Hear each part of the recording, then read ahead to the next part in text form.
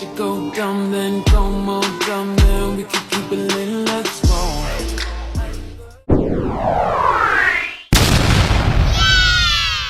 Bye bye.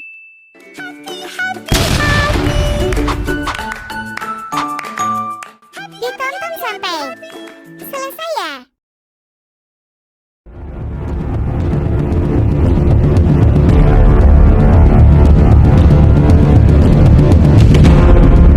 Saya memutuskan untuk menyatakan berhenti dari jabatan saya sebagai Presiden Republik Indonesia.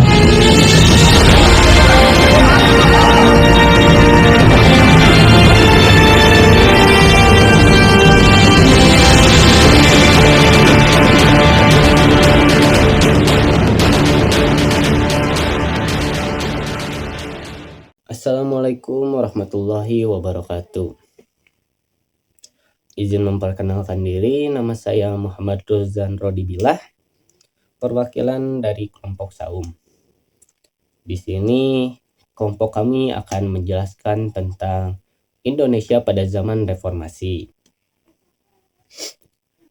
Istilah reformasi berasal dari dua kata, yaitu re yang artinya kembali dan formasi yang artinya susunan, yang berarti penyusunan kembali tatanan pemerintahan, politik, dan ekonomi agar lebih baik sesuai dengan Pancasila, UUD 1945, nilai keadilan, dan demokrasi.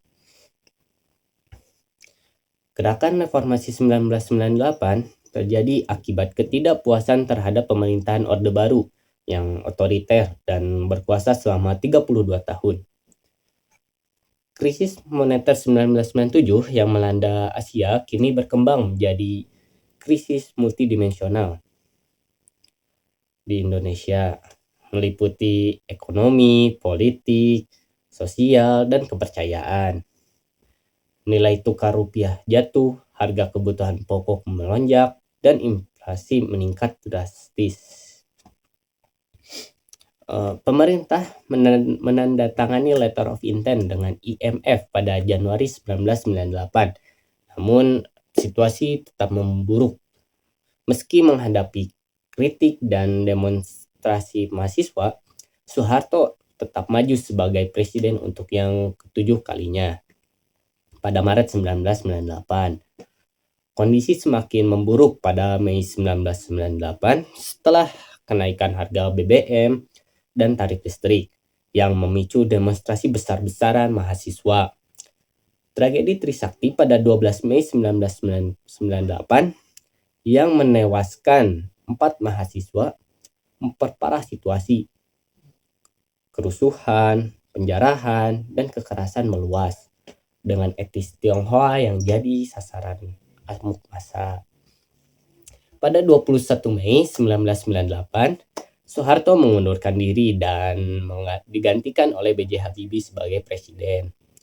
Semangat reformasi dituangkan dalam ketetapan MPR No X/MPR/1998 yang bertujuan untuk memperbarui bidang ekonomi, politik, sosial, budaya, dan hukum, untuk mewujudkan masyarakat yang demokratis, berkeadilan, dan sejahtera. Selanjutnya ada reformasi pada masa pemerintahan B.J. Habibie.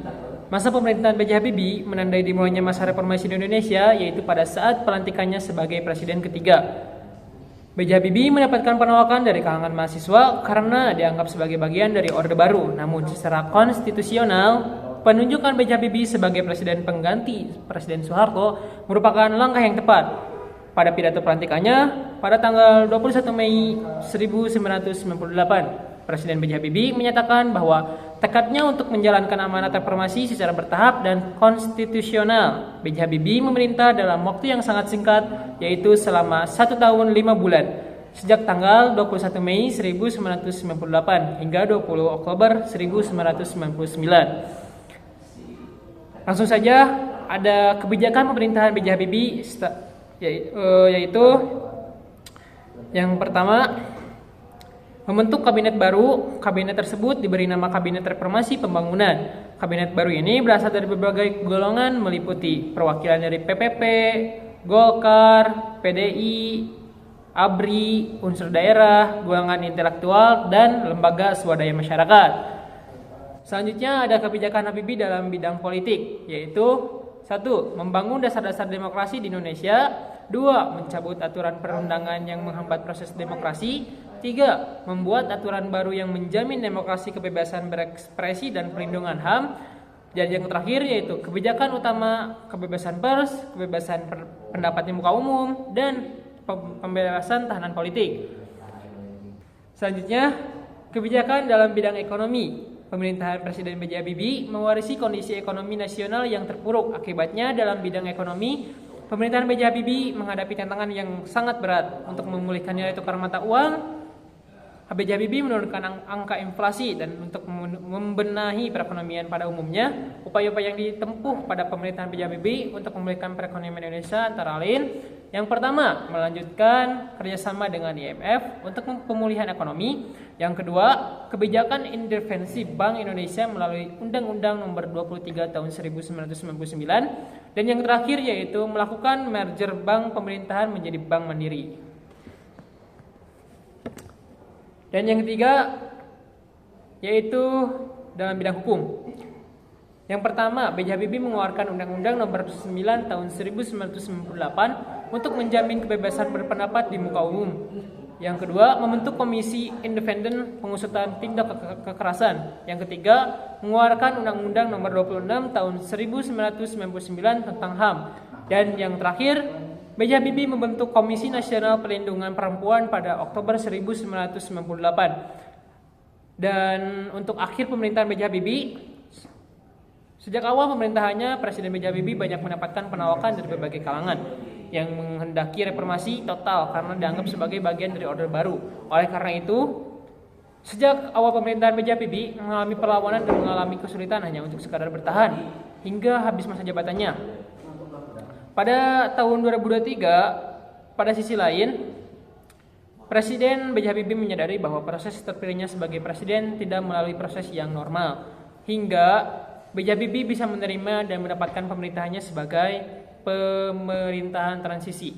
Oleh karena itu, Presiden Habibie memangkas masa jabatannya sendiri dengan cara mempercepat pemilihan umum.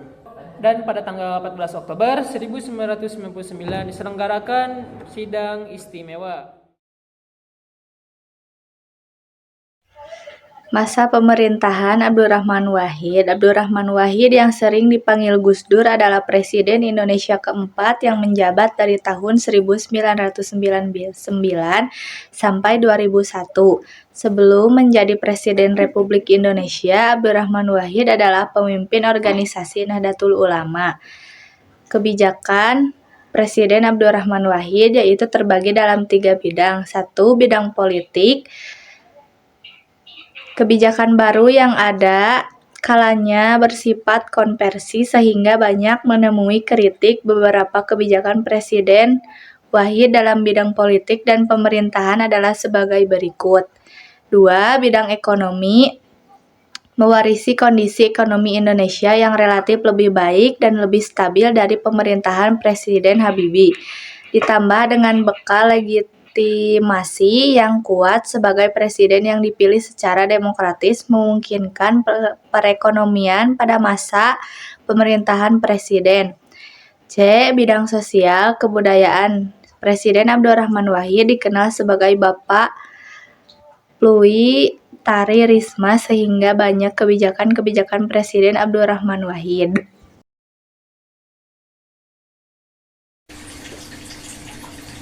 Oke, untuk selanjutnya kita akan membahas masa pemerintahan Presiden Megawati Soekarno Putri, Presiden kelima sekaligus Presiden wanita pertama di Indonesia.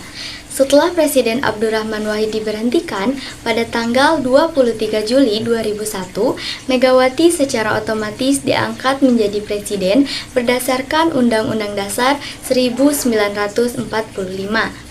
Pelantikannya menjadi momen bersejarah karena Indonesia untuk pertama kalinya memiliki presiden perempuan. Lalu, kebijakan pemerintahan Megawati Soekarno Putri.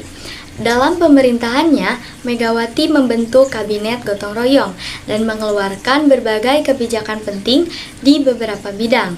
Berikut penjelasannya. Yang pertama, bidang politik. Di bidang politik, Megawati menghadapi tantangan besar berupa gerakan separatis, terutama di Aceh dan Papua. Hal ini dipicu oleh ketidakmerataan pembangunan antara pusat dan daerah. Untuk mengatasi hal ini, pemerintah Megawati berupaya memperbaiki pembagian hasil sumber daya alam antara pemerintahan pusat dan daerah. Hasilnya, kehidupan berpolitik menjadi lebih demokratis, stabil, dan damai. Lalu, yang kedua ada di bidang ekonomi. Di bidang ekonomi, pemerintahan Megawati berhasil meningkatkan pendapatan per kapita dari sekitar 465 dolar Amerika menjadi 930 per orang. Selain itu, salah satu kebijakan besar adalah privatisasi BUMN seperti PT Indosat dan PT Semen Gresik. Tujuannya adalah untuk mengurangi defisit anggaran negara dan meningkatkan efisiensi perusahaan milik negara. Keberhasilan ini ditandai dengan surplus anggaran sebesar 17 triliun pada 2001 dan 18 triliun pada 2002. Materi yang selanjutnya akan disampaikan oleh rekan saya. Halo teman-teman, perkenalkan nama saya Raisa Pratiwi. Di sini saya akan mempresentasikan tentang Indonesia pada masa reformasi di bawah kepemimpinan Ibu Megawati Soekarno Putri dalam bidang pertahanan. Nah, seperti yang kita ketahui teman-teman, bahwasannya Ibu Megawati Soekarno Putri adalah wanita pertama yang menjadi presiden di Indonesia. Nah, dengan segudang prestasi yang dimilikinya, Ibu Megawati mendapat julukan sebagai Ibu Penegak Konstitusi. Nah, itu sebagai bentuk penghargaan teman-teman atas gagasannya tentang pembentukan Komisi Pemberantasan Korupsi atau kita sebut juga KPK teman-teman. Nah, dan juga ia menjadi penyelenggara perubahan sistem pemilihan umum yang dilaksanakan tahun 2004. Nah, dengan segenap prestasi Ibu Megawati yang gemilang di bidang politik dan ekonomi, juga Ibu Megawati berprestasi dalam bidang pertahanan, yang dimana beliau telah berhasil bekerja sama dengan Rusia dalam bidang militer teman-teman, yang ditandai dengan pembelian 4 pesawat jet berjenis Sukhoi dari Rusia teman-teman. Tak hanya itu, nah, Ibu Megawati juga mampu menahan aksi-aksi terorisme yang ada di beberapa wilayah di Indonesia, teman-teman. Nah, seperti yang Raisa ketahui itu, contoh-contoh aksinya adalah seperti bom Bursa Efek di Jakarta, bom malam Natal, bom restoran KFC, dan yang paling besar itu adalah bom Bali tanggal 12 Oktober tahun 2002. Masya Allah. Nah, oleh karenanya beliau mengeluarkan peraturan pemerintah nomor 1 tahun 2002 tentang tindak pidana terorisme teman-teman, yang selanjutnya ditetapkan menjadi Undang-Undang nomor 15 tahun 2003. Nah, itu untuk menekan angka aksi terorisme di Indonesia.